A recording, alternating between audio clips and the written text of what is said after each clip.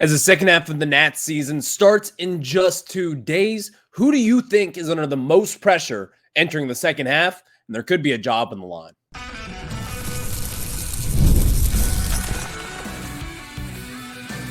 You are Locked On Nationals, your daily Washington Nationals podcast, part of the Locked On Podcast Network, your team every day. And thank you all for making Locked On Nationals your first listen every single day, as we are free and available wherever you get your podcast. And of course, I'm your host, Ryan Clary. You can catch me over on Twitter at RyanClary11, and as well as our show page at LO_Nationals. For all your latest Nationals news and notes, make sure to check us out over on Twitter. And of course, while you're at it, make sure to search up Locked On Nationals wherever you get your podcasts, including over on YouTube. Hit that subscriber button for me. Drop a thumbs up. Leave a comment as well. What do you think of the show? Also, maybe drop a little hint of what you want to hear talk about on the second half of today's show that made no sense in English, but you understand where I'm coming from. Drop a comment if you'd like. No big deal if not, but drop a comment. Why not? Later on in today's show, CJ Abrams made his All-Star debut yesterday. And of course, the Nationals. They had 2 All-Stars. One of them played, one of them did not. Kyle Finnegan did not get to pitch. We'll have that discussion for you a little bit later on. And also, one thing that everybody is talking about with the All-Star game, I share the same sentiment. I'll share that with you in the third segment of today's show. The second segment, let's take a look the pros and the cons of Nationals first-round pick Seaver King, the shortstop from Wake Forest. There are a lot of pros, but I got to say, there are some cons that you have to be kind of weary about. So we'll have that discussion for you a little bit later on of today's program. But we start off with discussing the second half of the Nats. There is one player, in my opinion, that faces a ton of pressure, and I think that also has to do with the prospects coming up. It's probably not who you think, though. This guy is having a little bit of a bounce back season, you could say, but still there is a lot of pressure facing this one player. I'll explain that. But today's episode is brought to you by PrizePicks, the easiest and most exciting way to play daily fantasy sports. Go to prizepicks.com/LockedOnMLB and use code all lowercase LockedOnMLB for a first deposit match up to $100. And again, the question of today's show, and really something that I'll be following very closely throughout the second half, is who is under the most pressure right now. If you look across the diamond, CJ Abrams faces no pressure. He is your shortstop. He is going to be a guy. He is one of the foundational pieces of the Washington Nationals. That's out of the question. Mackenzie Gore, he's part of the foundation as well. Josiah Gray, he's part of the foundation as well. Cade Cavalli, all these guys fit into a pretty nice puzzle here with the Nationals. James Wood, he's in that equation as well. Even Jacob Young, in my opinion, is pretty safe at this moment in time. One young guy, though, that we haven't really talked about too much. Luis Garcia Jr. Now, Luis Garcia Jr. is quietly having a very solid season. And we've all kind of known the knocks throughout the years. He's not good defensively. He's not consistent enough at the plate. Now, luckily for Luis, his numbers are a little inflated considering all things here, because he did have a very solid last few weeks here to end the season. You know, went on that power stretch, and now he's sitting at 11 home runs on the season, which is a career high for him. He hit 9 last year, and again, a ton of opportunities. But last year was a relatively pretty disappointing season for Garcia. Now we head into this year, and the way that the Nationals have kind of stacked their prospects, Luis Garcia has a lot of pressure on him, in my opinion. Because, again, you have Brady House, who's going to be your future third baseman. I don't think that's any question about it. He'll be over at your hot corner for years to come. CJ Abrams, he will be your shortstop. If not your shortstop, he'll be your second baseman. We'll get into that discussion a little bit later on, why I think that could happen maybe. But as far as Luis Garcia goes, he's not going to play third base. He's not going to play first base. Second base is really his only option at this point in time. Luis Garcia is under a tremendous amount of pressure, in my opinion, especially with the addition of Seaver King. Now you add him into the fold here. Let's take a look at Luis Garcia's Jr.'s numbers. Number one, as we said, he has had a pretty much a renaissance year, considering all things here. Let's look at his baseball savant numbers, because these are things that I really kind of value. And again, analytics, some people that may go over their head, but hear me out for this. This is real factual stuff. And a lot of these things, he has improved in basically every category. His expected batting average from 2023 is in the 65th percentile. That has now climbed up into the 92nd percentile. His expected slugging in 2023 was in the 37th percentile. That is now up in the 82nd percentile. His average exit velocity last year in 2023 is in the 29th percentile. It's now up around league average in the 47th percentile. His barrel percentage was in the 25th percentile in 2023. That is now up to the 54th percentile. His squared up percentage last year, well, they didn't have that, but he was not squaring up the baseball. That is in the 75th percentile. His strikeout percentage was in the 96th percentile last year, and it's in the 84th percentile. Still very good. And also, his fielding range last year, 15th percentile. This year, 89th percentile. You have seen the jumps that Luis Garcia has made this year. And again, the numbers prove that. Luis Garcia is under the most pressure if you're a Washington Nationals player right now. He is batting .281 on the year. He's got a .757 OPS.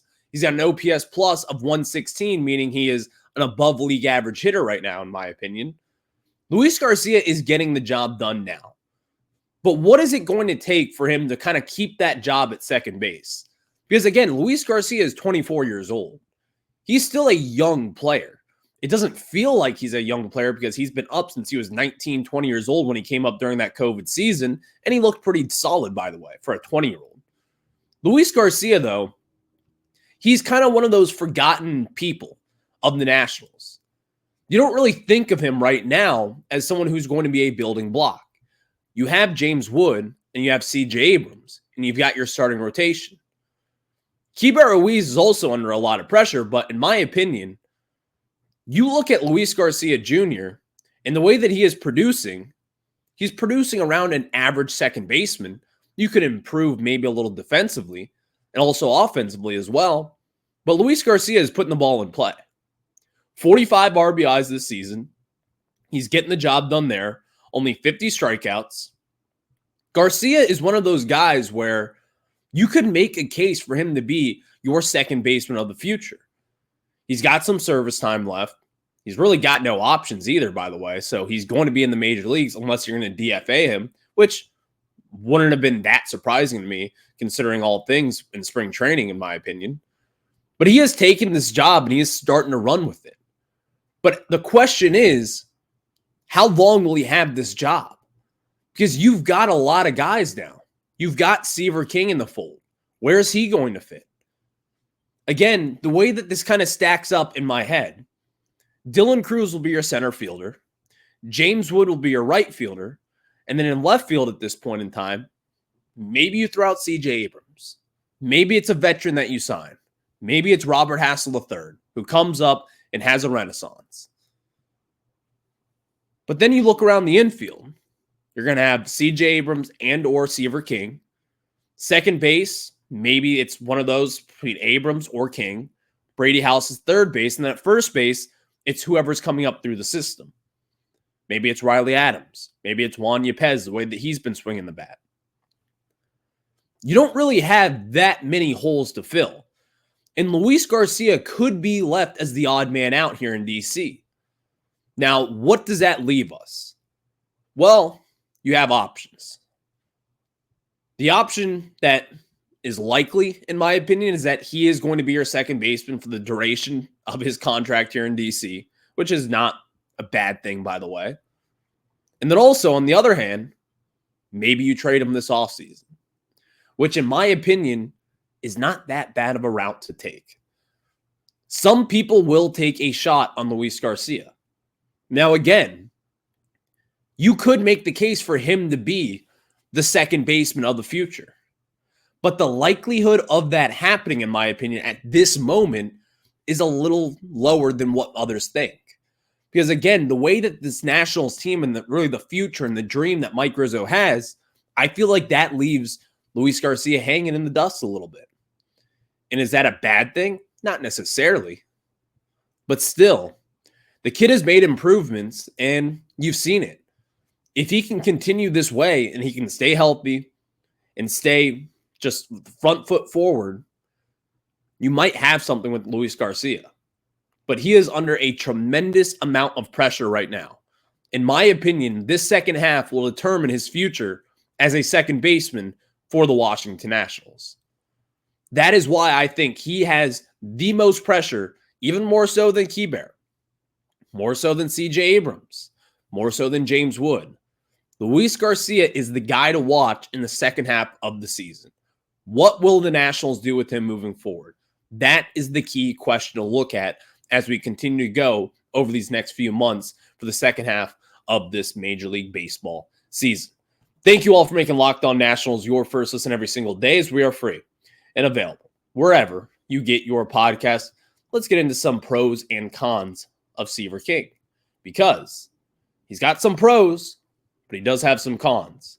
I've got some analytics and some other notes to share to you about Seaver King after we tell you guys about our friends over at SupplyHouse. And guys, get supplies from the site that's made from the skilled trades, SupplyHouse.com. SupplyHouse.com is a reliable way to order plumbing, HVAC, and electrical products online. Their easy-to-use website is packed with helpful resources and the latest product info to help you get the job done right. Shop a complete inventory of over 200,000 parts from over 400 top brands and get your order delivered right to your door with fast shipping from coast to coast. Need help with an order? Get expert support, industry-leading service from the friendliest folks in the business, and talk to a real person every time. Pros of skilled trades can get a competitive edge by joining SupplyHouse.com's free Trade Master program. Every Trade Master gets access to a dedicated phone line, free shipping, and discounts on every order. Join the thousands of trade pros already benefiting from their free membership at SupplyHouse.com/TM and order plumbing, HVAC, and electrical supplies from anywhere with just a few clicks at SupplyHouse.com. And now, let me tell you guys about our very good friends over at PrizePicks. And guys, we talk about PrizePicks. You already know the drill. PrizePicks is America's #1 fantasy sports app with over 5 million active members, and PrizePicks is the easiest and most exciting way to play daily fantasy sports. Unlike other apps on PrizePicks, it's just you against the numbers. All you do is pick more or less on 2 to 6 player stat projections and watch the winnings roll in. Get on the daily action with your friends and become part of the PrizePicks community today. And of course, you can win up to 100 times your money on PrizePicks with as little as 4 correct picks. You can turn $10 into $1,000. And of course, PrizePicks is available in more than 30 states across the country, including California, Texas, and our home state, or my home state, Virginia. With the finals over, the hoops action doesn't stop on PrizePicks. Women's basketball is still heating up with stars like Caitlin Clark, Angel Reese looking to make you names for themselves, along greats like Breanna Stewart and Aja Wilson. You can win up to 100 times your cash watching them ball out. And of course, I love PrizePicks. When I just turn on a game at night, I open up my PrizePicks app and I pick more or less on player stat projections, and then I hopefully can watch the winnings roll in. Download the PrizePicks app today and use code LOCKEDONMLB for a first deposit match up to $100. That's code LOCKEDONMLB on PrizePicks for a deposit match up to $100. Pick more, pick less. It's that easy. Now let's get back into it with the Nationals. First round pick, Seaver King, 10th overall out of Wake Forest, Division II Wingate. Great story. Coming out of Wingate, transfer to Wake Forest, 1 year, top 10 pick. What a story. The Nationals likely cut a deal with him, if I'm being honest, but I guess we'll see once the numbers come out officially. But as we see here today, there are pros and then there are cons. What do we start with? Let's start with the cons. We'll end on the positive. How about that? There are some cons with Seaver King. Number one, this is not analytical. He only had one successful year at the Division I level. Now, was that a very successful Division I season? Absolutely. He was voted All ACC. His numbers were really good and a 954 OPS. The guy hit the crap out of the baseball. But again, there are cons hidden within those stat lines. Number one, his chase percentage was at a 32%. Meanwhile, the average for Division I was 23%. He chases a lot. And that is what we have seen with CJ Abrams, which has been fixed at the major league level. Still chases a little bit much, in my opinion. Luis Garcia, someone that we just talked about, he also has a high chase percentage. And if you look at other top picks, like the Kansas City Royals, Jack Caglianone from the University of Florida, huge power, massive potential. He chases a lot as well. He was up there with Cags from the University of Florida. Seaver King is one of those guys, though, where I don't know how much power he will hit at the major league level. So you're going to have to put the ball in play. Well, if you're going to be chasing at a lot of pitches, this is kind of a project that the Nationals are really going to have to hone in on. And again, he does have solid contact. You did see the exit velocities being up there, and that was all great. But right now is a time where, in my opinion, the Nationals should have drafted a very high floor prospect. This is a high ceiling prospect, but he's also got a low floor. You don't really know that much about him at this point in time, considering he went from D2 to D1 and was only at D1 for 1 year. It was a very good season, but still, what can he do over the course of 162 games? How can the Nationals maximize that potential with Seaver King? That is one of the things I'm really going to be looking at as he gets down to the minor league levels, maybe within the next few weeks or so.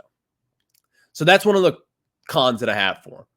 Number two, another con, a negative 7.9 degree launch angle, meaning he has a ton of ground balls, a ton.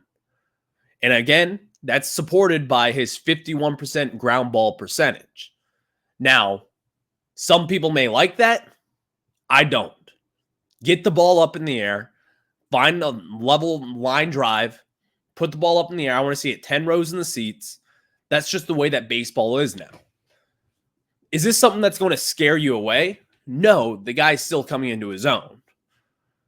But these are all noticeable things where at the plate specifically, and again, if you've noticed it, it's all at the plate right now. That is the big overwhelming question, is can the Nationals patch up these holes and figure out to make it a strength maybe someday? That is a big question that the Nationals will have to have. And can they do it? That's a big question.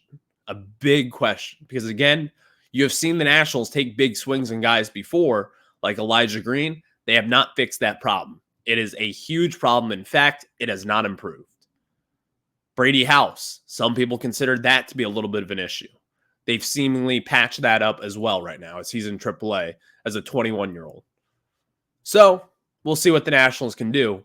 But let's get into the pros, because there are a lot of pros with Seaver King. Number one, he's on an upward trajectory just coming into his own. That is an opinion by me, and I think that's shared by a lot of people. This guy is breaking out. He is coming into his own, was not scouted heavily Division I, went to Division II Wingate, dominated there in 2 years, then transferred to one of the better programs in all of baseball, college baseball in particular. But he's coming into his own. That is something that you always want to see, someone who's on an upward trajectory, not taking steps back. He has seamlessly taken a step up at every level that he has been at. Another pro. This guy can be moved all over the diamond. And in fact, I probably project him as someone who will be not a utility guy, but he's going to be one of those guys where wherever you have a hole, that's where he'll play. He can play shortstop, and that's where he thinks he can play his most comfortable baseball, by the way, at shortstop. He can play second base. He can play third base. And a lot of people project him easily to play in center field, who could be an above-average center fielder someday. Those are all really big pluses. Another one, he's a really good runner, a plus runner, and he's a great athlete. A great athlete. This guy can be moved all over the diamond again, runs well, does all the things that you ask him for. And when you're a young guy, a young prospect in particular, this guy was not handed anything. He's going to earn it. He plays the right way. And again, I think that kind of just gets overlooked in a lot of times with scouting players. Gunnar Henderson plays the right way, was overlooked. And now he's Gunnar Henderson, an MVP frontrunner at this point, one of the faces of baseball. I'm not saying Seaver King is going to be that, but still, he plays the right way, and that's where I really like to see. Another one, quick hands, very quick hands. I've seen a lot of people over the last few days talk about his quick hands, kind of when a ball is running in on him, he can easily turn it and hit it into the gap there. Seaver King is one of those guys where I'm not sure if it's special quick hands, but it's certainly noticeable that this guy can really turn on a baseball. And when guys are going to be trying to kind of burn you in, he can really hit the ball out. This guy does have some power within him. And again, obviously we didn't get to see the Cape Cod League, but with him hitting with wood bats, people were really talking about him hitting the crap out of the baseball at the Cape Cod League over the last 2 seasons. So that's a really kind of good thing to see with a young college player. So again, with all this coming to us, there's a lot of pros, but there are also some cons. And the big question is that we have continued to ask ourselves these last few days is, can the Nationals solve those issues? That's up for you to decide. Maybe we'll talk about that here coming up soon, but it's way too early to project. But right now, the Nationals, they do have an exciting young prospect with Seaver King, and that is something that we can all agree on at this moment in time.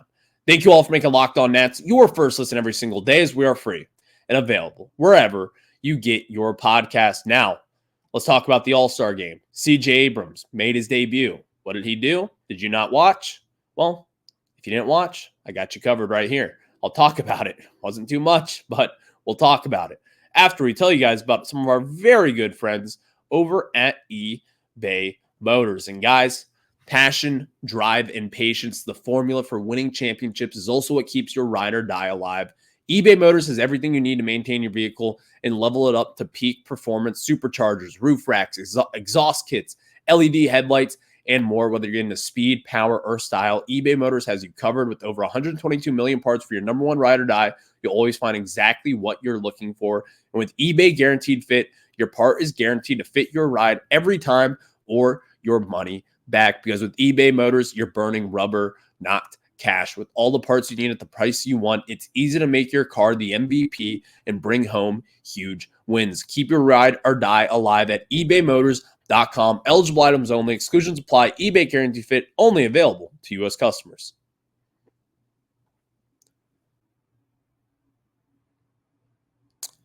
We get back into it here. Locked On Nationals. If you haven't subscribed already over on YouTube, make sure to look us up. Locked On Nationals. Hit that subscriber button or do what you want. Watch over on YouTube. Don't watch over on YouTube. Maybe you listen to audio. Maybe you listen to Spotify, Apple Podcasts, wherever it is, you'll find us there. So just look up Locked On Nationals again. Follow me over on Twitter while you're at it as well. Ryan Clary 11, and as well as our show page at LO_Nationals. Our young, bright star, CJ Abrams, made his All-Star debut yesterday. Made a nice little play in the field. Thought that was really cool. But we all want to know, what did he do at the plate? It was a quick strikeout for poor old CJ Abrams. It wasn't the prettiest at-bat, but again, it's the All-Star game. One thing that kind of stood out to me was that CJ Abrams doing all these interviews. This kid, what you see is what you get. And again, he's not a kid. He's 23 years old. I'm 24 years old. You know what I'm saying. This kid, just what you see is what you get for him. He is a baseball junkie. He is a lifer in baseball. This is someone who's going to put in his work. I can guarantee you he's probably hitting the cages as we speak right now. That's just the way that he is. He is a baseball junkie through and through. So it was cool to see him up in the All-Star game yesterday. He made a nice little play defensively, made the routine play. CJ Abrams did well. Congrats for him. But that was an ugly at-bat in the All-Star game. It's whatever. You strike out. You're going against an All-Star. Listen, it's whatever. CJ Abrams, he's a good player. We all love him. He should be there. He deserves to be there. He's an All-Star. It's one at-bat. You had to be pretty nervous going in there, replacing Trey Turner, by the way. Again, someone else who is also drafted by the Padres, traded to the Nationals. I thought that was a pretty cool moment as well. You saw a lot of former Nationals on that stage yesterday, but that's a different discussion for a different day. Kyle Finnegan, he did not pitch. Poor him. I feel bad. He went all the way to Texas. He was, and again, I thought it was really funny when they were introducing the names there. This is not a knock on Nationals fans, but and you're Kyle Finnegan, not many people know you. There was zero ovation for him whatsoever. He kind of stood up, gave like the little princess wave up there. I thought that was pretty cool. Kind of funny.